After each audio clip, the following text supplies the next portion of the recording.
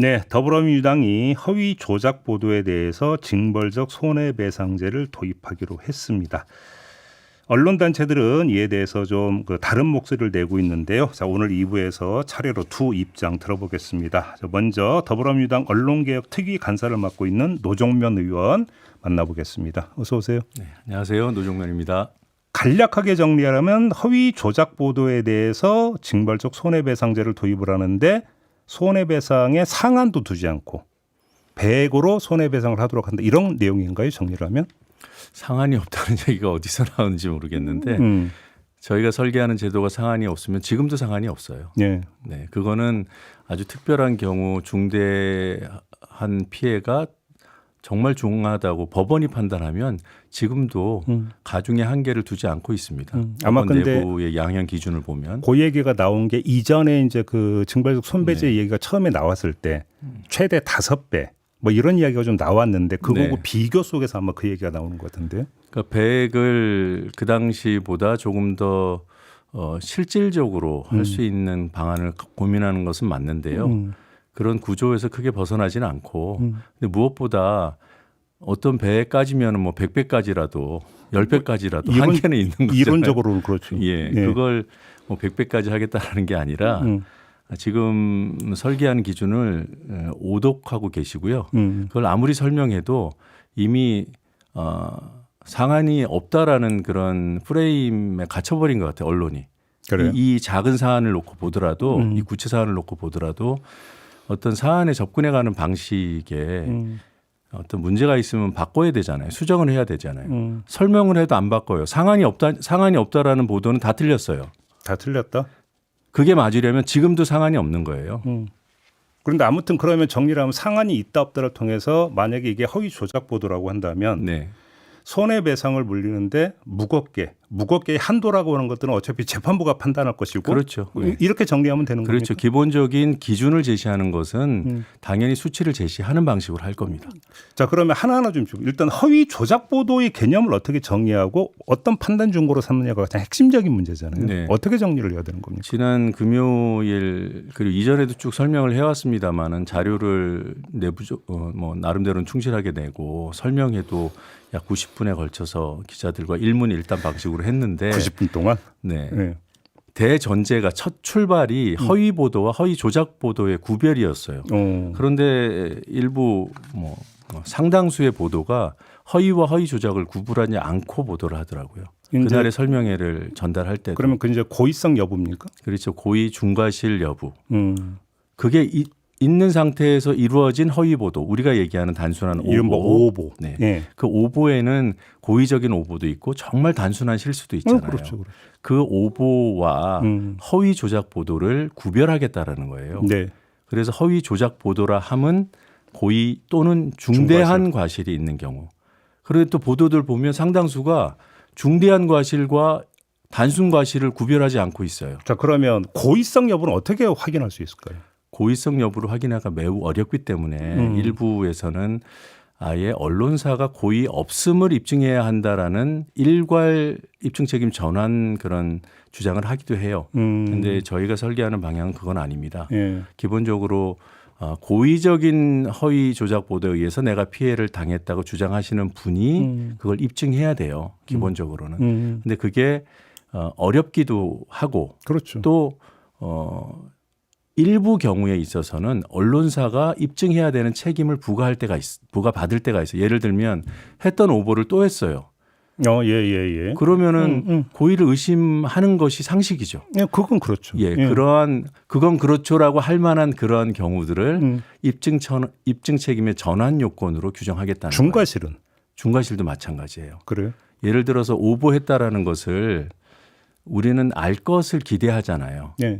근데 알고도 오보를 또 할 수 있죠. 그건 고의에 의한 허위 조작 보도의 반복이죠. 그럼 제가 한번 예를 들어서 질문을 드려볼게요. 지금도 예를 들어서 이제 그 명예훼손 사건이 이럴 때 위법성 조각 사유라는 게 있고 보통 이제 공익에 부합되는 거 하나 말고 진실이라고 믿을 만한 상당한 사유가 있다면 설령 그게 오보라 하더라도 면책을 해주잖아요. 그렇죠. 자, 그러면 진실이라고 믿을 만한 상당한 사유에서 이제 통상적으로 어떻게 보냐면 이 그 보도의 주체가 크로스 체킹을 충실히 했느냐.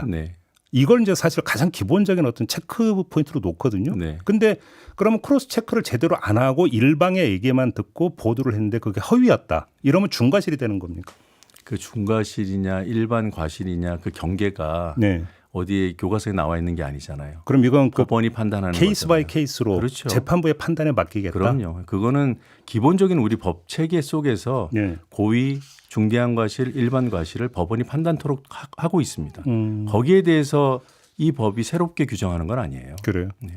그다음에 이제 그 손해배상인데 그 배상의 어떤 그 규모를 결정하려면 손해액이 얼마인지가 산정이 돼야 되잖아요. 네. 이건 기본 어떻게 손해액이 산정이 돼야죠. 어떻게 되는 겁니까? 그걸 기초 손해액이라고도 하고 실제 손해액이라고도 하고 우리나라에 들어와 있는 그 이른바 징벌적 손배 제도는 다 실제로 발생한 그렇게 인정되는 손해에 곱하기 3까지 또는 곱하기 5까지예요. 근데 저희가 제시하는 방법은 이게 언론의 오보에 의한 피해는 대부분 인격권 침해입니다. 그렇죠. 위자료가 발생한 그런 사례들이에요.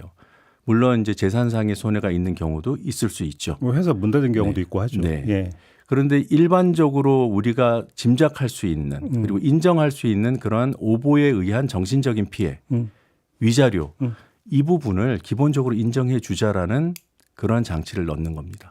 근데 이제 그 통상 지금까지의 명예훼손 그 소송에서 나온 판결을 보면 네. 적게는 보통 한 500만 원. 적게요. 적게는 1, 200. 200도 있었습니까? 많으면 한 2천.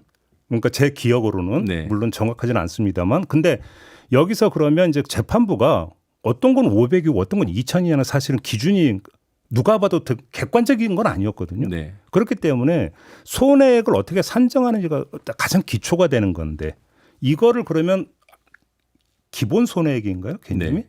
이거는 어떤 개념으로 지금 도입을 하려고 하는 겁니까? 지금 법원 내부에 이게 특히 명예훼손에 의한 인격적 침해 여기 이제 위자료가 발생하는데 그것을 산정하는 기준이 지금 진행자님 말씀대로 들쭉날쭉이기 때문에 일정한 기준을 제시하고 있습니다. 법원 내부에서 그래서 일반 피해는 5천만 원 그리고 중대한 피해는 1억 그리고 이것을 보통 다른 범죄에서와 마찬가지로 2배까지 가중할 수 있도록 하는 이른바 이제 양정 기준을 제시하고 있는데 명예훼손 같은 경우에는 가중에 한계를 두지 않는다라고 하고 있어요. 그래요. 그래서 제가 아까 지금도 사실상 상한은 없는 게 맞다. 그러나 실질적으로 법원이 인정하는 손해액은 중간값 기준으로 할 때 400만 원 전후예요. 통계가 있습니까? 400 정도예요? 예, 저희 특위가 확인한 통계에 따르면 중간값 그러니까 중간값이 400이라고? 인정하는 법원이 인정해 주는 중간값이 400만 원 전후입니다. 그러니까 그게 보통 진행자께서 더 잘 아시겠지만 오보가 확인되기까지 얼마나 오랜 시간이 걸립니까? 지금 제도로서도요. 그러면 뭐 2년 3년 동안 오보의 피해를 당했다고 주장하시는 분들이 소송에 매달리면서 들어간 비용을 따지면 그 비용도 비용이지만 예. 그냥 위자료만 따져봤을 때도 그러니까 정신적 비용까지 포함을 해서 네. 400이면 턱도 없다. 거기에서 출발하는 겁니다. 그런 그러니 것이다. 이것을 배액의 기준, 배액의 방식으로 증가시키는 설계를 하는 것이고요. 그렇게 해서 도달될 수 있는 실질적인 인정 손해액이 네. 과연 징벌의 수준인가? 그러니까 징벌의 수준이면 언론에 대한 탄압일 수 있죠. 근데 제가 볼 때는 우리가 징벌하고자 하는 것, 그다음에 억압하고자 하는 것은 허위 조작 보도이지 언론이 아니에요. 언론을 향해서는 정당한 책임을 져라. 알겠습니다. 요즘은 어떻게 되냐니까 정치인이나 공직자, 대기업 같은 경우는 예외로 해야 된다. 이 네. 주장이 있잖아요. 네. 그건 합리적인 주장이라고 봅니다. 그래요. 왜냐하면 지금 거론하신 그런 주체들은 공적인 책임을 더 담당하는 것이 맞죠. 그렇죠. 네. 예. 그래서 더 많은 감세를 받아야 되고. 네. 그렇죠. 맞습니다. 예. 그렇다고 해서 일률적으로 배제하는 것이 정답은 아니라고 보는 거예요. 왜냐하면 그들을 향한 허위 조작 보도, 고의에 의한 허위 조작 보도가 존재하지 않는가? 존재합니다. 존재했고 앞으로도 존재할 가능성이 있어요. 그리고 이들에 대한 허위 조작 보도가 실행이 되면 네. 그 법익 침해, 그러니까 피해의 정도, 사회 혼란 이런 것들은 일반인에 대한 것보다 상대적으로 더 클 수 있죠. 파장이 더 클 수 있다. 네. 사회 혼란이 커질 수 있는 뭐 예를 들면은 유력한 대선 후보를 향한 고의적인 조작 보도가 있었다. 네네. 그러면 대선의 결과를 바꿀 수도 있는 거잖아요. 그런 면에서. 네. 그런 면에서 규제는 필요하다. 네. 제어하는 장치는 필요하다. 그렇기 때문에 일률적으로 배제할 수는 없고 다만 아까 말씀드린 대로 공적인 책임도 지워야 되고 그들이 본인들이 뭐 법익 침해 정도가 클 수 있으니까 뭐 이런 식으로 해서 언론을 봉쇄할 수도 있죠. 그런 가능성을 배제하는 거 아니에요. 그렇기 때문에 제약은 둬야 되는데 합리적인 방안으로 두자는 제안을 하는 겁니다. 제약을 그럼 어떻게 둘 수 있는 거예요? 지금 저희는 두 가지를 제시했어요. 하나는 그런 소위 말하는 공적 책임이 큰 권력층은 언론중재위를 반드시 거쳐야 하고 거기서의 나오는 결정은 따라야 한다라는 의무를 부과하자라는 그런 방안 하나 하고 그다음에 봉쇄 소송 이른바 봉쇄 소송에 대항하는 대항의 소를 제기할 수 있도록 하자. 언론사가. 그런 경우에는 뭐 가처분하고 법리가 비슷한데요. 자, 제가 MBC를 걸었어요. MBC가 나에 대해서 허위 조작 보도를 했다라고 주장하면서 MBC를 걸었는데 MBC가 이거는 봉쇄 소송이다. 쉽게 하면 오히려 이제 추가 보도를 막기 위한 네, 그런 의도가 의도적 있는 소송이다. 소송이다라고 이것만 먼저 법원에 판단해 달라고 요구하는 겁니다. 그럼 법원이 본안에 대한 판단을 하기 전에 그건 접고 그건 연기시켜 놓고 그럼 그것도 사실상의 가처분 비슷한 것이라고 봐야겠네요. 그런데 가처분 비슷한데 종국 판결의 효과를 인정하는 겁니다. 알겠습니다. 그 법리가 이미 존재하고 그걸 우리 사회로 끌어오고 싶은 거예요. 그러면 언론뿐만 아니라 다른 사회적 약자들 뭐 자본이나 권력으로부터 봉쇄 소송, 괴롭힘 소송을 당해온 그런 분들도 그 제도를 활용할 수 있도록 하자. 이게 사실은 제가 개인적으로 가장 이루고 싶은 일이지만 일단 언론에 대해서만큼이라도 알겠습니다. 이번 언론중재법 개정할 때 포함시키면 어떻겠냐 이렇게 제안하는 겁니다. 이번에 보니까 허위 조작 보도 말고 인용 보도가 있고 네. 매개 보도가 있는데 매개는 어떤 뜻으로 쓴 겁니까? 매개는 뉴스 포털이 이제 뉴스 서비스를 할 때 그 뉴스 제공사로부터 받은 뉴스를 그대로 보내잖아요. 포털 쪽 얘기입니까? 네, 그거는 이미 존재하는 개념이고요. 법에 들어와 있는 개념이고 인용도 뭐 새로 생긴 개념처럼 오해들을 하실 텐데 이미 인용 보도도 다 정정 보도 청구 대상입니다. 그래요. 근데 굳이 인용이라고 구별한 이유는 원래의 보도와 인용해서 하는 보도의 차이를 두기 위해서예요. 인용 같은 경우 그러니까 인용하는 주체도 확인의 의무가 있다. 이걸 전제로 하시는 말씀인 그렇죠. 거죠? 네. 그런 지금 뜻으로. 이미 정정 보도 청구 대상이 되는 경우에 그 부분을 다투는 거예요. 그래요. 알겠습니다. 의원님 말씀 좀 여기까지 들어야 될 것 같습니다. 고맙습니다. 드릴 말씀 더 많은데 시간이 이렇네요. 죄송합니다. 네, 감사합니다. 노정면 의원과 함께했습니다.